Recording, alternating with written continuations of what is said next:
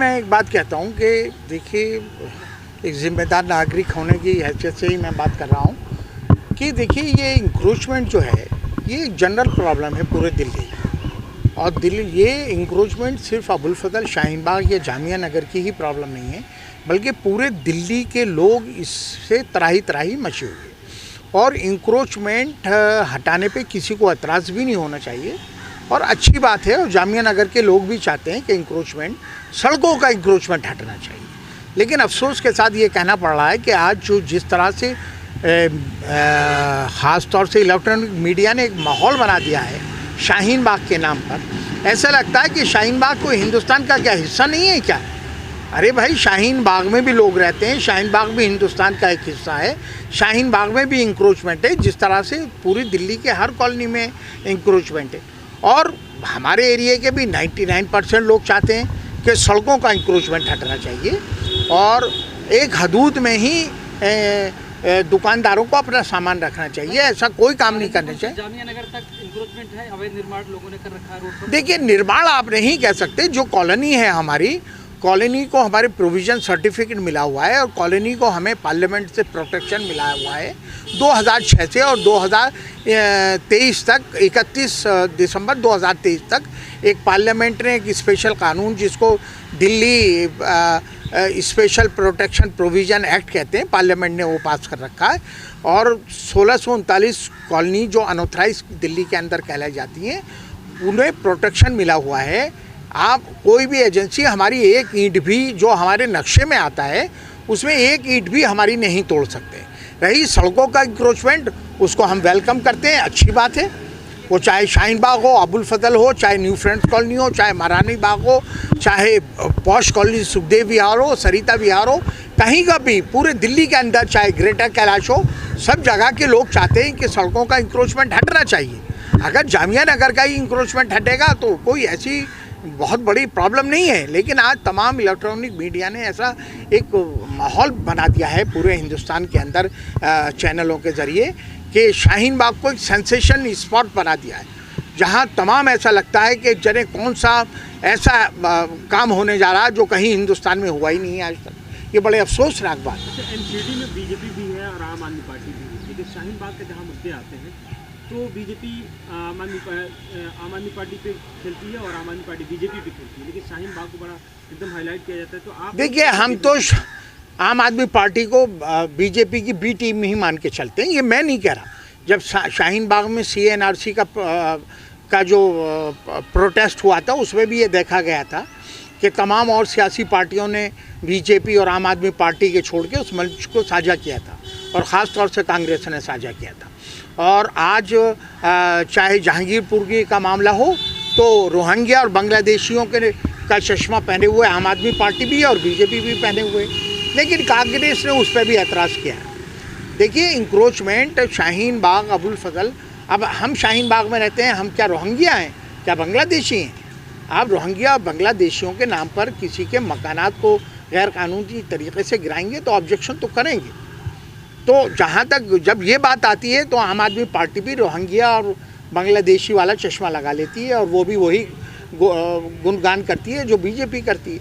लेकिन वही बीजेपी यहाँ जो आम आदमी पार्टी के मौजूदा विधायक है, काउंसलर हैं, तो बोले कि हमारी पार्टी एकदम साफ है कि किसी के ऊपर ऐसी इंक्रोचमेंट के नाम पे बुलडोजर नहीं चलाने देंगे और ना ही चलने देंगे। बीजेपी कर रही है, सब राजनीति कर रही है। तो आपको क्या लगता है कि तो अमानत को या वाजिद को भूलना चाहिए की जगह केजरीवाल को, मनीष सिसोदिया को भूलना चाहिए कि शाहीन बाग में आप कैसे मकान गिरा देंगे? आपने कोई सुना है स्टेटमेंट? जहांगीरपुरी के मामले में भी उन्होंने कहा कि रोहिंग्या और बांग्लादेशियों ने पथराव किया, उसका जिम्मेदार भी मुसलमानों को ठहरा दिया संजय सिंह ने और मनीष सिसोदिया और केजरीवाल ने।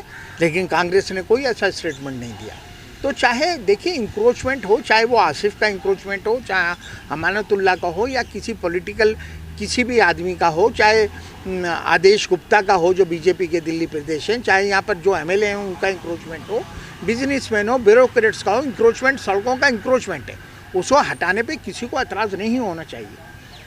तो क्या एमसीडी का चुनाव टाल कर फिर बुलडोजर लाया गया है दिल्ली में? क्या एमसीडी की तैयारी कर रही है बीजेपी?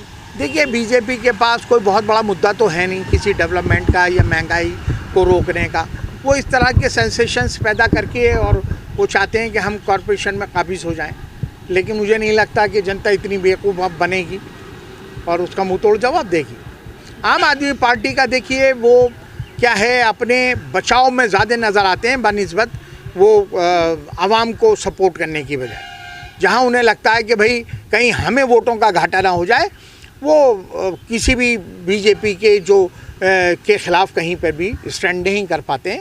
ये कांग्रेस पार्टी है जो हर जगह पर बीजेपी के एक्शन के लिए, जब वो धर्म के आधार पर कहीं एक्शन करती है, धर्म के आधार पर कोई स्टेटमेंट देती है, वहाँ हर जगह कांग्रेस नज़र आती है। उसकी मुखालिफ वोट नहीं दे रही है कांग्रेस को। देखिए, वोट देना नहीं देना अलग बात है, आइडियोलॉजी होना अपनी देखिए, हमारा ये मानना है कि अगर आप किसी मुल्क को बर्बाद करना चाहें तो वहाँ के लोगों को धर्म के आधार पे आपस में लड़ा दो।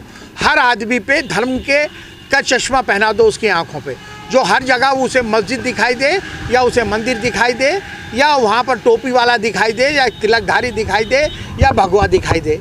जब ये चश्मा आप आम लोगों के आंखों पर मत देंगे तो इस मुल्क को बर्बादी से कोई रोक नहीं पाएगा। बात यहाँ हिंदू मुसलमान की नहीं है। अभी आप पटियाला में देख लीजिए, वहाँ कौन पथराव कर रहा था? वहाँ तो मुसलमान नहीं था, वहाँ सरदार और हिंदू थे, आपस में लड़ रहे थे, पथराव कर रहे थे, वहाँ तो मुसलमान नहीं थे। तो जब आप पूरे मुल्क में इस तरह का माहौल पैदा कर देंगे तो देखिए मुल्क तो ऐसे हालात पैदा कर देंगे। अभी आपने अयोध्या में देखा होगा, वहाँ राम की नगरी कहलाई जाती है, वहाँ आप उसको बड़ा पवित्र स्थान मानते हैं। वहाँ पर कुछ ही वो हिंदू संगठन था, मुसलमानों की टोपी पहन के और कुरान पाक की बेहुरमती करके और मस्जिदों के गेटों पे और गोश्त डाल कर आए, पुलिस ने पकड़ा उनको, वो सीसीटीवी कैमरे में कैद हो गए। ये तो पूरे मुल्क में इस तरह का माहौल पैदा। देखिए बात क्या है, चाहे हिंदू हो चाहे मुसलमान हो, जो भी अमन बिगाड़े उसके ख़िलाफ़ कानूनी तो तैयारी होनी चाहिए। जो भी सोसाइटी में अफरा तफरी का माहौल पैदा करे उसके ख़िलाफ़ एक्शन होना चाहिए, वो चाहे हिंदू है चाहे मुसलमान है। बात यहाँ हिंदू मुसलमान की नहीं है, इस मुल्क की तहजीब को बचाने की बात है। इस मुल्क की माहौल का जिक्र आपने किया, क्या उससे लौट आना इतना आसान है? देखिए, हमें अभी नाउम्मीद नहीं होना चाहिए।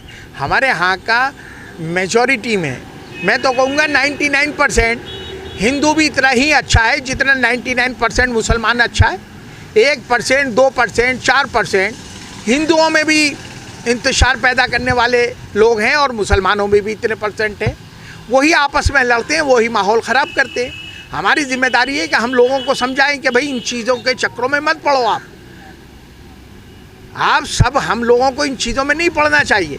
लेकिन इस तरह के लोग हैं जो हर मज़हब में मौजूद हैं, और वो चाहे इस्लाम धर्म को मानने वाले हों चाहे हिंदू धर्म को मानने वाले हों।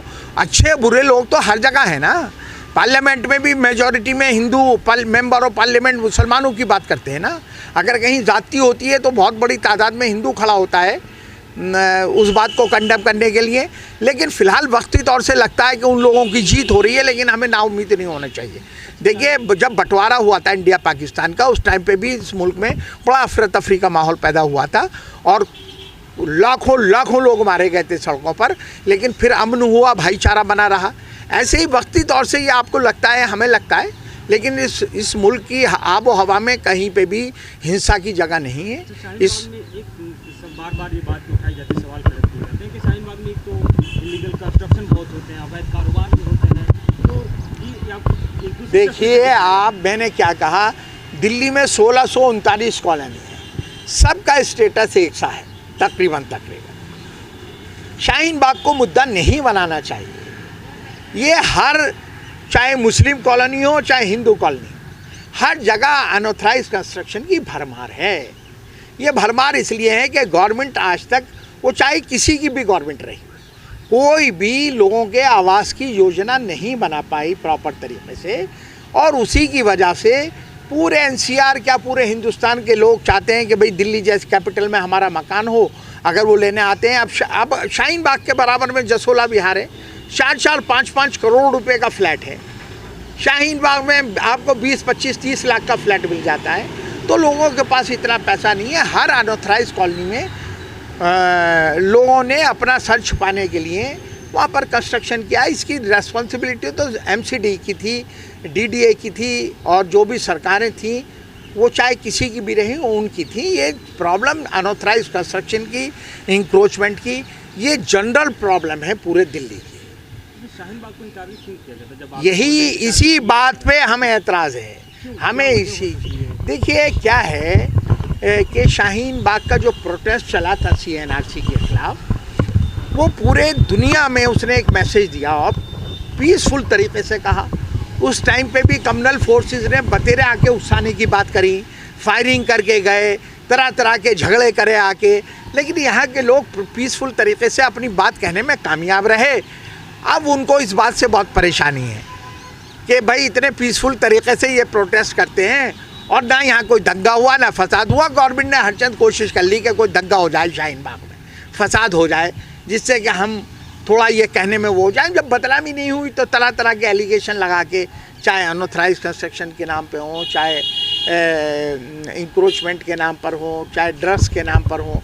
देखिए आप भी जानते हैं, आप लोग भी, और मैं भी जानता हूँ ना, अबुल फजल शाहीन बाग में कोई ड्रग्स बरामद हुई, ना शाहीन बाग में रेड पड़ी, ना कोई ड्रग्स से जुड़ा हुआ कोई आदमी पकड़ा गया। शाहीन बाग में तो रेड ही नहीं पड़ी तो बरामद कहाँ से होगा? लेकिन हर चैनलों पे, अरे भाई जहाँ से आपने बरामद की है वहाँ का नाम लीजिए ना, जहाँ से आपने उनको पकड़ा वहाँ का नाम लीजिए। आज भी एक हैदर नाम के किसी व्यक्ति की गिरफ्तारी हुई है। 900 करोड़ के लगभग फिरौती की बात चलेगी अफगानिस्तान से। हाँ देखिए मैं एक बात बताऊँ, गवर्नमेंट को, NCB को, जो नारकोटिक कंट्रोल ब्यूरो है, और दिल्ली पुलिस को भी, मीडिया को लेके शाहीन बाग में आना चाहिए कि इस बिल्डिंग से हमने बरामद की है, ये है वो बिल्डिंग जहाँ से ड्रग्स हमने 400 करोड़ की पकड़ी है। अरे कम से कम उसका एड्रेस तो बताओगे, आपने किसको अरेस्ट किया उसका नाम तो बताओगे ना। आप नाम बताने को तैयार हो, ना वो बिल्डिंग बताने को तैयार हो जहाँ से आपने बरामद की है शाहीन बाग से। आप हर चीज़ सस्पिशियस करके शाहीन बाग को बदनाम करने की कोशिश करोगे तो उसका तो जवाब दिया जाएगा। हम भी यहाँ के रेजिडेंट हैं, हम झूठ का पुलंदा अगर आप शाहीन बाग के सर पे फोड़ना चाहो तो उसका तो अपोज करेंगे।